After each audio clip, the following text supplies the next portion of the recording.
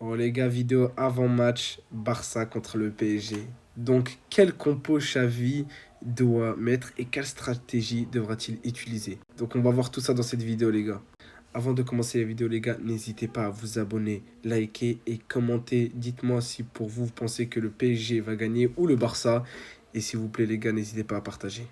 Bon les gars, direct, on va commencer directement. Alors, quel compo Xavi devra mettre? Franchement, les gars, je suis en pleine hésitation entre cette compo-là et, et cette compo-là. Là, les gars, d'ailleurs, on va partir du fait que De Jong ne sera pas titulaire. Bien évidemment, s'il est titulaire, je pense. J'espère en tout cas qu'il va jouer en tant que titulaire. Après, ce qu'il va pouvoir tenir, je ne pense pas, mais on verra bien. Donc les gars, c'est aussi simple que ça, on va se baser sur cette compo. Je pense que c'est ma préférée, je vais vous expliquer pourquoi. Je pense qu'au cas, on n'a pas besoin, j'ai pas besoin de détailler pourquoi Ter Stegen devrait être titulaire. C'est notre gardien numéro 1. Il est en train de revenir, il est vraiment bon. Maintenant les gars, en tant que défenseur gauche, il n'y a pas de débat sur la défense, j'ai envie de vous dire, Cancelo, Koubarsi. Maintenant les gars, Araujo et Koundé. Beaucoup de personnes aimeraient que Koundé aille au centre. Pourquoi? Pour que Mbappé puisse être contenu par Araujo. Mais les gars, ce serait une très grave erreur. C'est comme si on passait le bac blanc avec cette compo et ensuite, le jour de passer le bac, on passe le bac en changeant quelque chose alors qu'on a toujours eu des bonnes notes. Avec Koundé à droite. Les gars, franchement, même si Koundé, il ne va peut-être pas réussir, et ce qui est normal, Mbappé, c'est le meilleur joueur du monde actuellement. Je pense qu'il est dans le top 3 facile, si ce n'est le meilleur, les gars.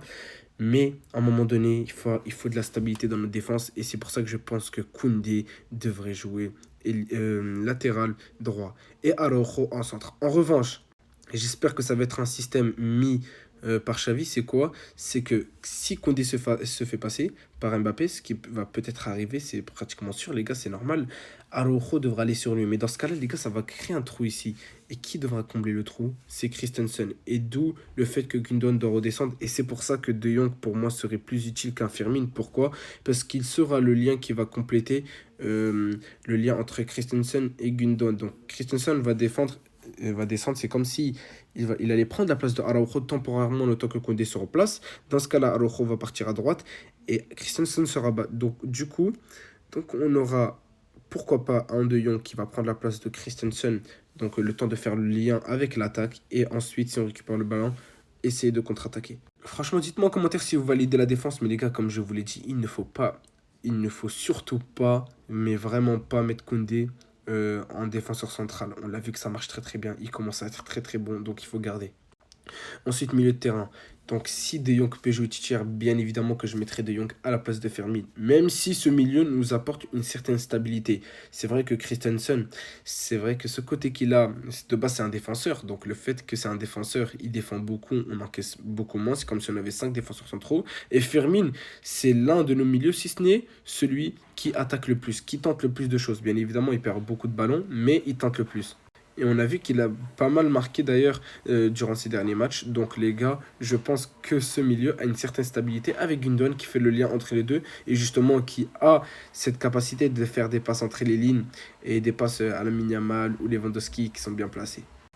Maintenant les gars, je pense que si De Jong peut être titulaire, on devra le mettre à la place de De Jong, à la place de Fermin. Comme je vous ai dit, je pense que c'est le milieu qu'il nous faut. Et j'entends pas mal de personnes parler de lui. Ils disent que oui, il est surcoté, nanani, nanana. Ensuite, les gars, on attaque. Alors là, vrai débat. Je pense que d'abord, Lamine Yamal, à droite, il n'y a pas de débat. Et Lewandowski, en pointe, il n'y a toujours pas de débat. Maintenant, à gauche, est-ce que vous préférez Rafinha ou bien Joao Félix? Alors les gars, je vais vous dire pourquoi je pense que mon cœur pencherait quand même plutôt vers Rafinha. Même si on a vu que cette semaine, Joao Félix s'est très très bien entraîné, c'est vrai, certes, le problème, on sait qu'il est motivé, il a dit qu'il aime trop les gros matchs, certes, je suis d'accord avec lui, je pense qu'il est meilleur que Rafinha. Maintenant, est-ce que Joao Félix va faire autant d'efforts que Rafinha? Ça, je ne pense pas. Et contre un Dembélé, on en a besoin. Rafinha redescend énormément. Et je pense pas que Dembélé peut être contenu par Cancelo seul. Donc Rafinha et Cancelo, ça peut le faire, les gars. Et ça va le faire d'ailleurs, Inch'Allah. Mais oui, je pense que Rafinha serait plus intéressant dans ce genre de match. Pourquoi? Parce que il fait beaucoup plus d'efforts et c'est vrai il commence à avoir une qualité, il arrive à marquer, il arrive à être décisif, ses derniers matchs sont pas mal, donc ce serait peut-être pour le récompenser, on espère qu'il va faire un gros match Rafinha. Et là où, encore une fois, c'est intéressant de mettre Félix sur le banc, on sait qu'en sortie de banc, il est hyper fort, il est motivé. Et là, il va arriver quart de finale, il va vouloir jouer le match retour en tant que titulaire.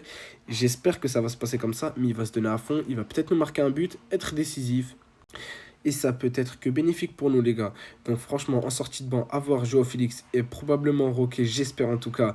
Et peut-être même, qui sait, peut-être un Pedri en sortie de banc. Donc, à la 70e, les trois rentrent. À la place de Christensen ou de Jong s'il est fatigué. À la place de Rafinha. Et à la place de, je sais pas, ensuite si ce sera Lewandowski ou je sais pas quoi. Mais on verra bien. En tout cas, personnellement, je trouve que c'est la meilleure compo qu'on puisse faire. Maintenant, si De Jong, comme je vous ai dit, si il est là, il doit jouer en tant que titulaire s'il le peut, bien évidemment. Maintenant, est-ce qu'il va réussir à tenir? Je ne sais pas. Mais on a les changements qui sont là pour là. Et Firmine, dans tous les cas, doit jouer ce match, que ce soit en tant que titulaire ou en remplaçant. Dites-moi en commentaire si vous êtes d'accord avec ma compo, les gars. Maintenant, les gars, là, c'est peut-être même le point le plus grave qu'on a. Maintenant, les gars, regardez, c'est l'info qui me fait le plus peur. Regardez, les joueurs suivants pourraient être absents pour le match retour contre le PSG s'ils reçoivent un carton jaune au match aller. Lamine Yamal. Lamine Yamal peut être absent s'il reçoit un carton jaune. Mais ce n'est pas encore fini. Frankie De Jong. Oh là là là là.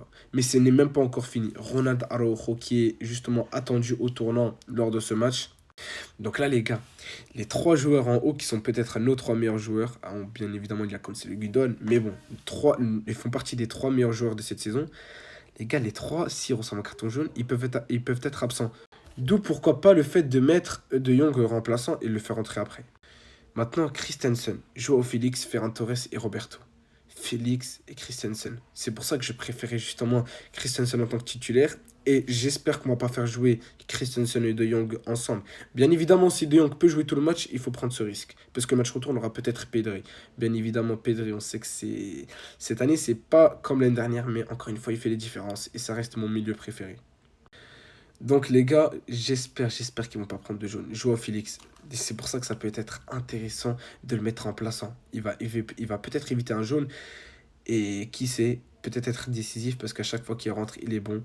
Et Ferran Torres, j'ai envie de vous dire ça va, même si on sait qu'il a beaucoup été important cette année. Et Sergio Roberto, on espère qu'il sera là pour climatiser le PSG encore une fois. Et les gars, l'arbitre de ce match, donc je connais pas son prénom, mais ça va être lui. Et sachez que le PSG n'a perdu aucun match avec lui. Et il y a un proverbe qui dit, il y a un début à tout, et là, il y aura un début, Inch'Allah. Et sachez qu'en 3 matchs de Ligue des Champions, il a mis 10 cartons jaunes. Donc, est-ce que ça sent bon pour nous? Non. En revanche, est-ce qu'on peut le faire? Oui. Ce soir, les gars, c'est aussi simple que ça. Enfin, ce soir, jeudi soir, je suis tellement hâte. Mais je pense qu'il y a beaucoup de joueurs qui sont attendus en tournant. Qui donc, on a Lewandowski. S'il doit bien se réveiller, c'est maintenant. S'il te plaît, Lewandowski. S'il te plaît, Lewandowski. S'il te plaît, réveille-toi. Lamine Yamal, assume tes propos. Je sais que tu peux le faire. N'hésite pas à tirer parce que tu as une qualité de frappe qui est juste masterclass. Gundogan, qui est toujours là dans les grands matchs, nous a jamais déçus. On espère qu'il va continuer. Maintenant, De Jong, j'espère juste qu'il va faire taire tous les Parisiens parce que, à ce qui paraît, il est surcoté et qu'il n'a pas un seul match référence depuis l'Ajax. Et les gars, ça c'est se tromper. Il se trompe.